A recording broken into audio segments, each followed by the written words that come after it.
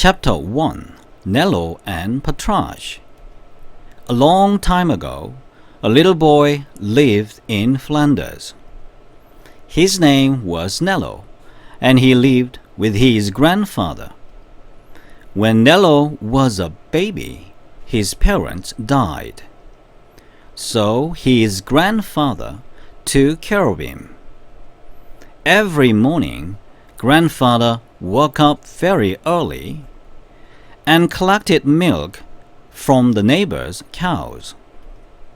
Then he delivered the milk to the town of Antwerp. When grandfather pulled the milk cart, Nello pushed it from behind. They were poor, but they lived happily together. One summer day, Nello and grandfather were coming home after work. They saw a big dog lying on the roadside. The dog looked weak and very sick. Grandfather looked at the dog carefully. "Is it dead?" said Nello.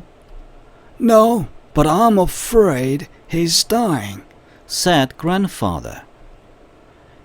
"Can we take him home?" said Nello. "Well, I think we have to find his owner," said grandfather. They looked around but couldn't find the owner of the dog. "We can't let him die," said grandfather. "Let's take him home." Nello and grandfather took the poor dog to their hut. They took good care of him and named him Patronge. Patronge soon became healthy again.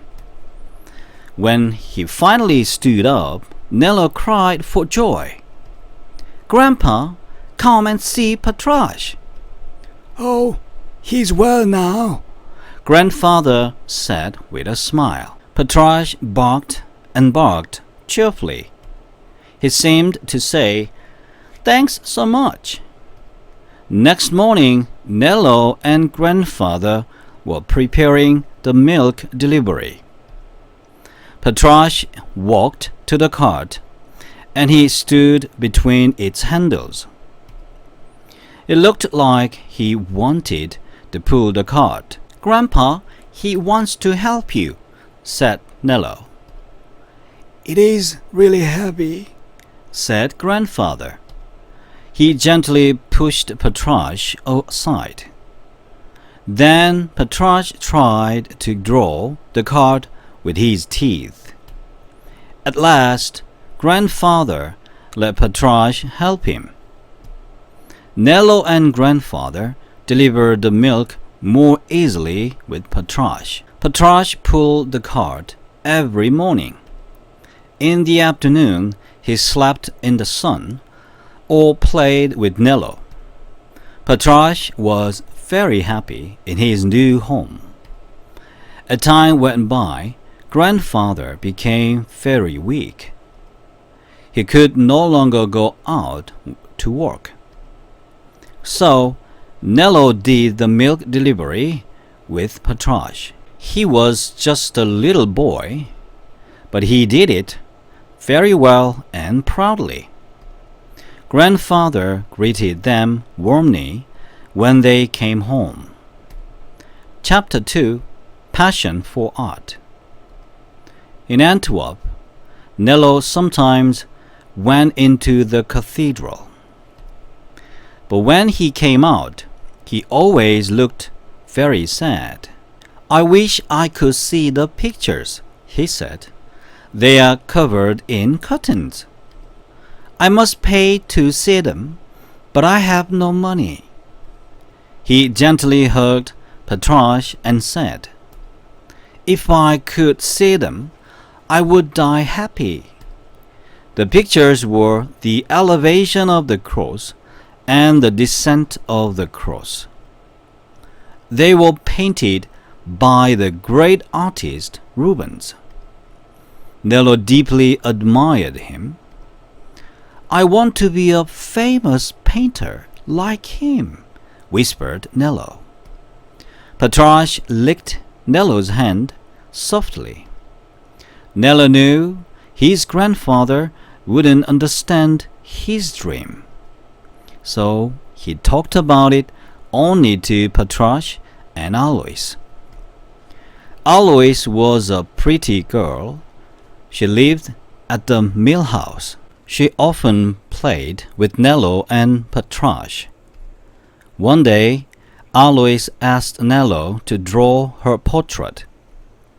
She sat on the grass and posed for him. Nello started to draw her portrait. After a while, Alois's father came along. He found his daughter with Nello. "Alois, go home and help your mother," he shouted angrily. "Dad, I just—" Alois began to say, but she didn't finish. "Go home right now," said her father. She ran home crying.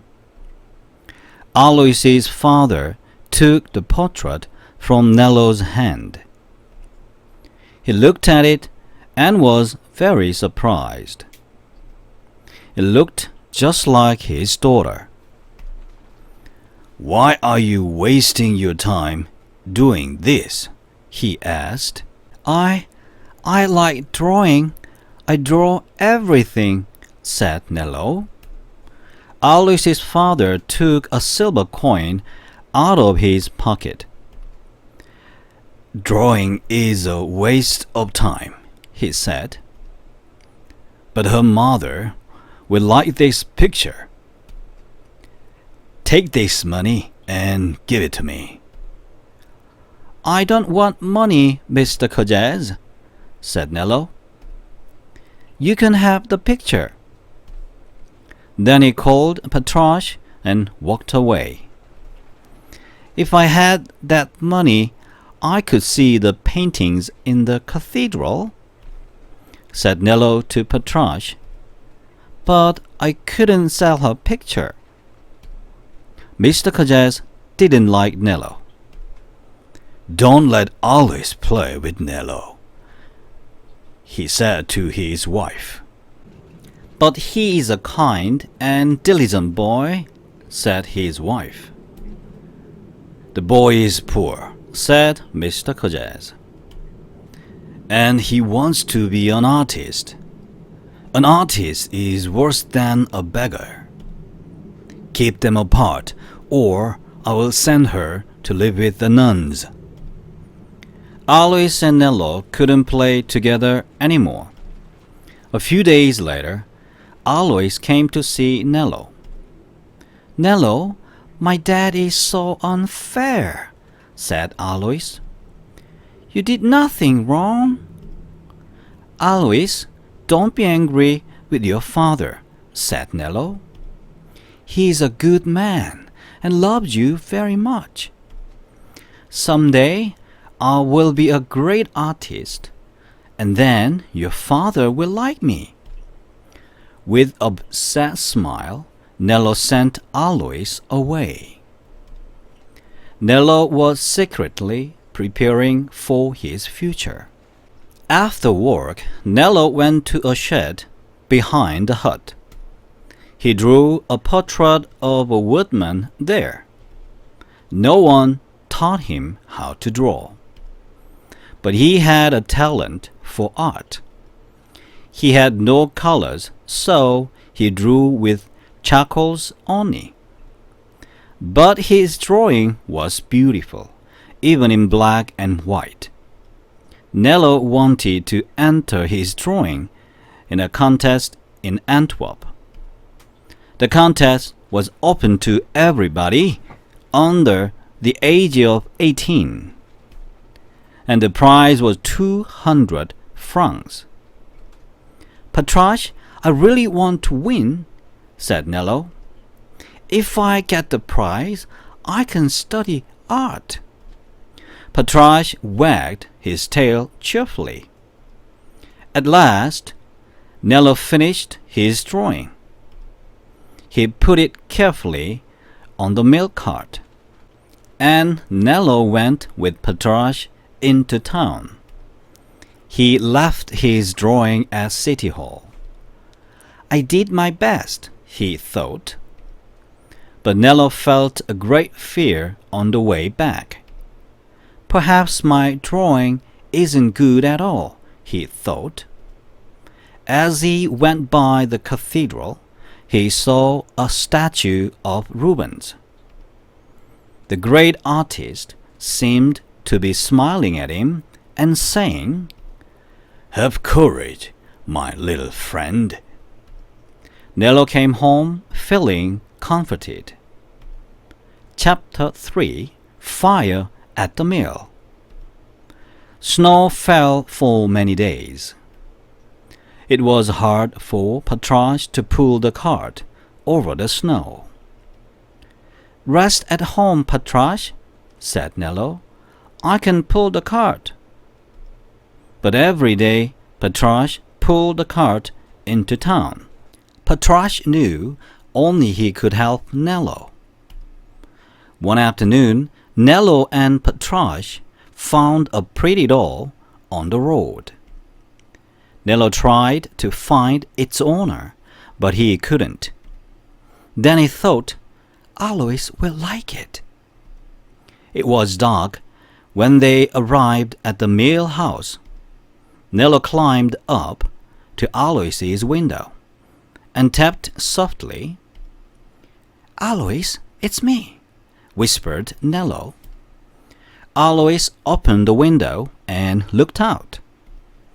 "Nello," said Alois with a big smile. "I found a doll in the snow." "Take it," said Nello. He gave it to her and quickly climbed down. Soon he disappeared into the darkness. That night there was a big fire at the mill. "Fire! Fire!" shouted Mr. Codez. All the villagers ran to put out the fire. Fortunately, the fire was soon under control. Then Mr. Codez saw Nello among the people. He became very angry. "Nello," he yelled, "I saw you wandering around here after dark. I'm sure you started the fire." "No, Mr. Codez, I didn't do it," said Nello, feeling hurt. None of the villagers really believed Mr. Codez's words, but they had to please him because he was rich and powerful. So they began to whisper that Nello started the fire. Only Mrs. Codez defended Nello. "Nello is innocent," she said. "You must apologize to him." Mr. Codez wouldn't change his mind. But in his heart he knew he was wrong. The villagers turned against Nello after the fire. They gave their milk to another man from Antwerp. Nello didn't know about it. As usual, he and Patrasche went to collect the milk. But the villagers said nothing and shut their doors. One farmer's wife spoke to Nello. "I'm sorry, Nello. We don't want to make Mr. Codez angry." Patrasche's milk cart became very light, and Nello had little money. Life became harder for Nello, Patrasche, and old grandfather. The weather was very cold, and the small rivers were frozen. Christmas was coming, and the village was happy and cheerful. Even the poor people had cakes, sweets, and hot drinks.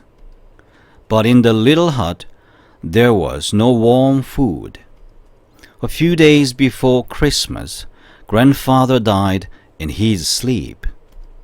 Nello and Patrasche found him next morning. They were very shocked. Grandpa, Grandpa, called Nello.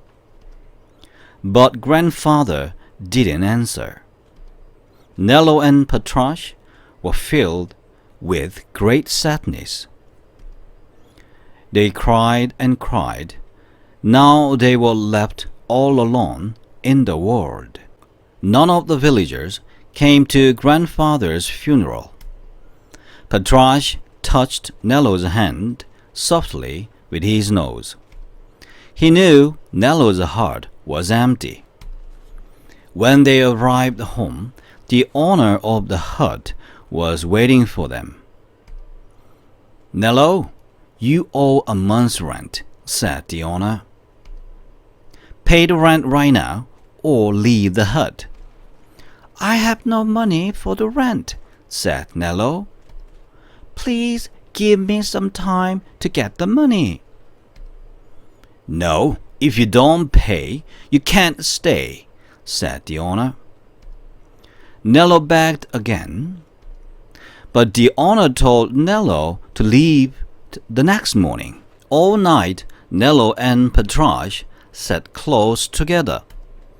It made their bodies warm, but their hearts seemed frozen. Chapter 4. Hopeless Dream. When morning came, it was Christmas Eve. "We need to leave, Patrasche," said Nello. Nello and Patrasche went slowly along the road into Antwerp. The winner of the contest would be announced today. It was still very early, but some villagers were awake. Nello stopped at a house. He looked inside and asked a woman, "Would you give Patrasche a piece of bread? He hasn't had anything to eat since yesterday." But the woman shut the door quickly. "Just wait, Patrasche," said Nello. "If I win, we'll have something delicious to eat." Nello and Patrasche went on again, heartbroken and weary. Finally, they reached City Hall. Many boys and girls were already there. They were all with parents, or relatives, or friends. Nello missed grandfather a lot. He held Patrasche close to him. At noon, the doors of City Hall were opened. The crowd went inside to see the winning picture. At first, Nello was so nervous that he couldn't see it. When he saw the pictures, he almost fainted. It was not his picture. Nello ran outside and fell onto the ground. "It is all over, dear Patrasche," cried Nello. "It is all over." Patrasche licked Nello's face and hands. Nello went back to his village. Patrasche walked slowly by his side. They were weak from hunger and sorrow. It was already dark when they reached the village. Suddenly, Patrasche stopped. He began to scratch at the snow. Then he pulled a wallet from the snow with his teeth. Nello looked carefully at the wallet. "There is the name of Mr. Cojaz," he said. "He found 2,000 francs in it." "He'll be worried. Let's go and give it to him," said Nello. "Good dog." He gently patted Patrasche. They walked toward the mill house. When Nello knocked on the door, Mrs. Cojaz opened it. She was weeping, and Louise was standing beside her. "Poor Nello," said Mrs. Cojaz kindly. "Go before my husband sees you. He went out to look for his wallet. If he doesn't find it, we will lose everything. Nello gently put the wallet in her hand. Mrs. Cozaz was so surprised that she couldn't speak. Nello thought for a moment. Then he called Patrache into the house. Patrache found the wallet, said Nello. Please feed him and take care of him. Nello kissed Patrache and quickly closed the door. Nello, wait, said Alois. But he had disappeared into the night. Alois and her mother tried to comfort Patrache.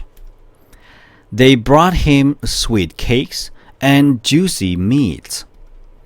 They tried to bring him close to the fire, but he wouldn't eat. He wouldn't move from the door. He only tried to open the door.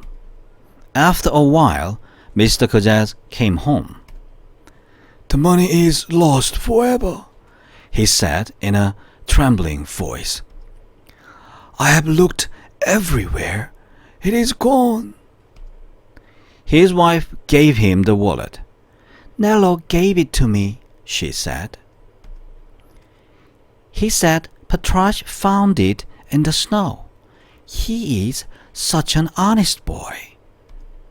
Mr. Cozaz sank into a chair and covered his face. He was very ashamed. I have been very bad to Nello. I don't deserve his kindness, he said. I'll apologize to him tomorrow. Chapter 5. Together Forever. Many visitors came to Mr. Cozaz's house. They all enjoyed Christmas Eve. The house was bright and warm, and the tables were filled with delicious food. But Patrache wanted only Nello. He kept looking for a chance to go outside. Finally, a careless visitor left the door open. Patrache ran outside as fast as he could. He followed Nello's footprints, but they were almost gone in the falling snow. So he followed Nello's smell. He went along the road into town. At midnight, Patrache reached Antwerp. The streets were silent and all white with snow. Patrache went inside the cathedral. He knew Nello was there. He saw Nello lying on the cold floor before the altar. He went to Nello and softly licked his face. Patrache! cried Nello. He threw his arms around Patrache. You have come. Let's lie down together and keep warm. Patrache put his head on Nello's breast. They lay close together on the Rubenses' paintings. Suddenly, the moon came out through the clouds. A white light came into the cathedral. It shone on the curtains of the paintings. At that moment, Nello stood up. He stretched his arms and took down the curtains. For the first time, he saw the elevation of the cross and the descent of the cross. Tears ran down his pale face. Now I see them, he cried. How beautiful they are. Oh, it is enough. For a moment, the light shone brightly on the face of Christ in the picture. Then it was gone. Nello gently hugged Patrache again. I am happy now, Patrache, he said. Slowly, they fell into a deep sleep. On Christmas morning, the priest found Nello and Patrache lying on the floor. The freezing cold had taken their lives. Nello's pale face was turned toward Rubens's paintings, and he had a smile on his lips. The news quickly spread all over the little village. The people of the village were ashamed. Soon Mr. Cazes came to the cathedral with his daughter. He wept bitterly. "I was cruel to the boy," he said. "I should have treated him like my son." "Oh, Nello," cried Alois, "we have everything ready for you. And Patrasche will be happy too. Nello, wake up." A famous painter also came to the cathedral. "I'm looking for the boy who drew a picture of a woodman. He should have won the prize yesterday," he said. "He is very talented, and I want to teach him art." But it was too late. Nello and Patrasche had been together all their lives. Even death could not separate them. The people of the village made one big grave for them. They placed the boy and the dog there side by side. And now Nello and Patrasche are at rest together forever.